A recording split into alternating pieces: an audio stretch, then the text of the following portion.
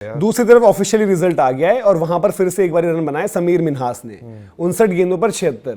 भाई देखो, एक तरफ हम बात कर लें वैभव सूर्यवंशी की, जितनी भी हम बात कर रहे हैं कोई उसमें वो नहीं है। वैभव सूर्यवंशी बड़े एक्साइटिंग प्लेयर हैं, बहुत तेज तरार 50s रन्स पर रन्स वो भी कर रहे हैं, लेकिन अगर आप रनों का वॉल्यूम देखो तो उधर समीर मिन्हास को भी देखो, वो बंदा भी मतलब वो स्कोर करे जा रहा है, वो रुका नहीं है। एशिया कप में हमने देखा था कि उसकी जो परफॉर्मेंस रही थी, जिस तरह की उसकी कंट्रीब्यूशन रही थी, उसके बाद आज 76 नॉट आउट है वो। इससे पिछले कुछ मैचेस पर मैं जा रहा हूं, अगर ये हमने देखा 76 नॉट आउट आज होगी। पिछले मैच में जिम्बाब्वे वाले मैच में, जहां पर ये डेलिबरेटली स्लो डाउन करते हैं नेट रन रेट और उस सब के लिए, वहां पर है 74 नॉट आउट। उससे पहले आप जाओ तो ठीक है, एक आधी गेम थोड़ी सी आप हल्की कह सकते हो।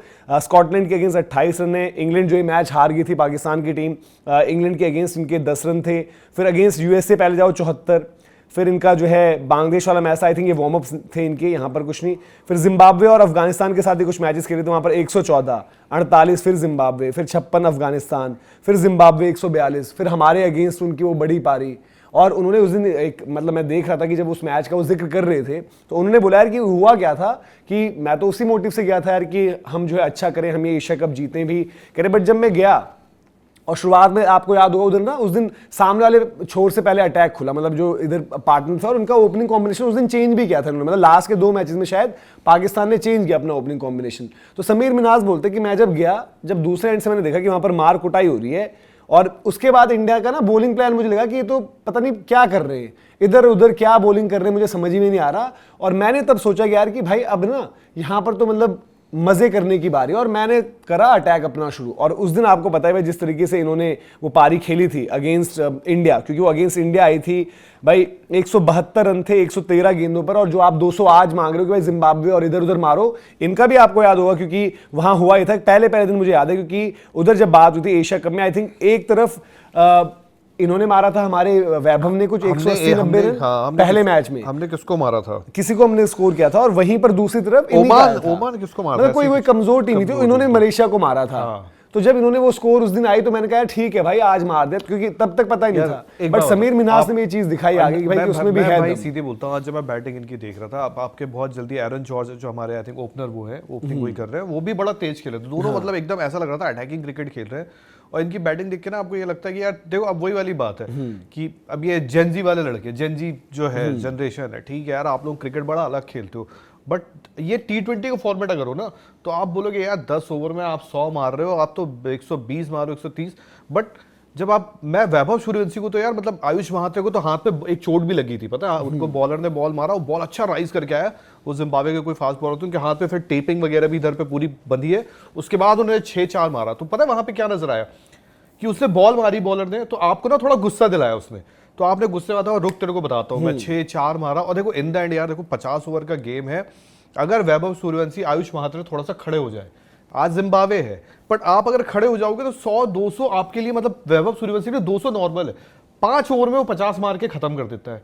थोड़ा सा और खेल जाएगा, 100 रन बनाएगा, 200 बनाएगा, और फिर क्या होता है ना, जब वो 100-200 आप कन्वर्ट करते हो ना जिस तरीके से, तो वो आपको आगे की बड़ी क्रिकेट में काम आएगी आगे चल के। और अंडर 19 वर्ल्ड कप भी अगर आप अभी उठाओ तो आई थिंक जो जिस हिसाब से इंग्लैंड का है वो बेटर खेलर यू है कौन है, और इवन आप उधर से उठाओ ऑस्ट्रेलिया से होगन जो है आई थिंक, तो यार वो लड़के लोग ना वो दिखा रहे हैं कि ओके जो आपका 50 ओवर फॉर्मेट है, खेल खेल खेल खेल खेल लंबा खेल, 100 पे कन्वर्ट कर, इन द एंड ये 50 किसी काम नहीं आएंगे।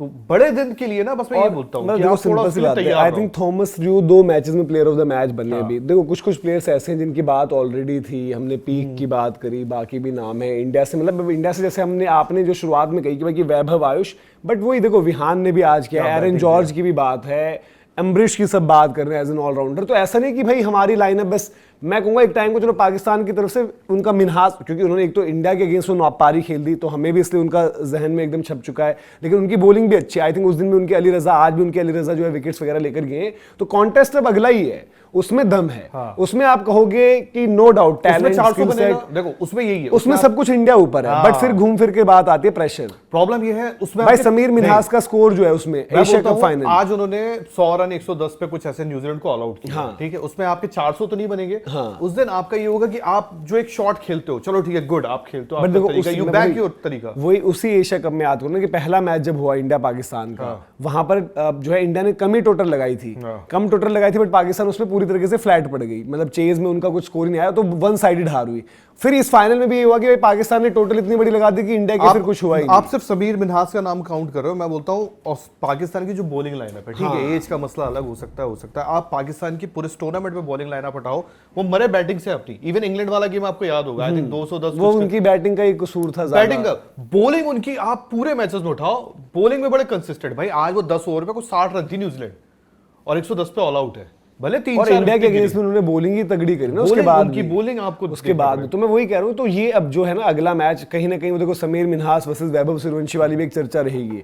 अब उस मैच में आयुष महात्रे स्टेप अप करें, एरन जॉर्ज करें, क्योंकि देखो इंडिया पाकिस्तान मैच का हीरो आपको याद रहता ही रहता है और वो बाद तक रहता है। और वो जो हम अभी डिस्कशन कर रहे हैं कि भाई उधर से मैच इन्हीं का आपस में अगला है, और उसी मैच में अब कहीं ना कहीं आप देखो कि सबसे ज्यादा चर्चा, सबसे ज्यादा डिस्कशन, अब दूसरा कॉन्टेक्स्ट उसमें है ना कि इंडिया पाकिस्तान जो T20 वर्ल्ड कप में चल रहा है मैटर, कि वहां क्या होने वाला है। तो उसको देखते हुए आपको यहां पर भी नजरें रहेंगी भाई कि ये मैच अब तो होगा ही, क्योंकि उन्होंने जो डिसीजन देना है वो आपका फ्राइडे या मंडे के लिए बोला हुआ है, जो उनको T20 वर्ल्ड कप पर देना है। अंडर 19 में भी उनका कोई वैसा सस्पेंस नहीं है, बट वो मैच जो है ना, अब उस मैच में वही चीज हो जाएगी। वो पिछले मैच में भी आपको याद होगा, अगर समीर मिन्हास ने जब वो पारी खेली तो वहां से मतलब पॉलिटिकली भी उनको बधाइयां सब। उस दिन इंडिया टॉस जीतकर इंडिया ने कहा था यू बैट फर्स्ट, इंडिया ने बैटिंग दी थी, इंडिया ने बैटिंग दी थी फाइनल में। तो लोग चैंपियंस ट्रॉफी से उसको कर रहे थे कंपेयर कि यार कम ऑन यार कि बैटिंग दे दी। तो वहां पर देखो भाई चीजें उस दिन भी जो मैं कह रहा हूँ कि, और अब अगले भी मतलब आपका 1 तारीख को मैच है, अगला 1 तारीख को दोनों टीमों का जो अगला मैच है 1 तारीख को दोनों का आपस में है, हाँ आपस में इनका गेम है। तो वो वहां पर देखना पड़ेगा किस तरीके से चीजें रहती हैं, क्या कुछ। यार मनोज लिटरली बोला हमारे पास बहुत टैलेंट है यार। देखो आज हम पूरी चैट में विहान मल्होत्रा का नाम शायद 4 बार लिया होगा। हाँ। नीचे से बंदा आके शतक मार के जा रहा है, नीचे से आके 4 विकेटें, आपकी 3 विकेटें गिर गई है।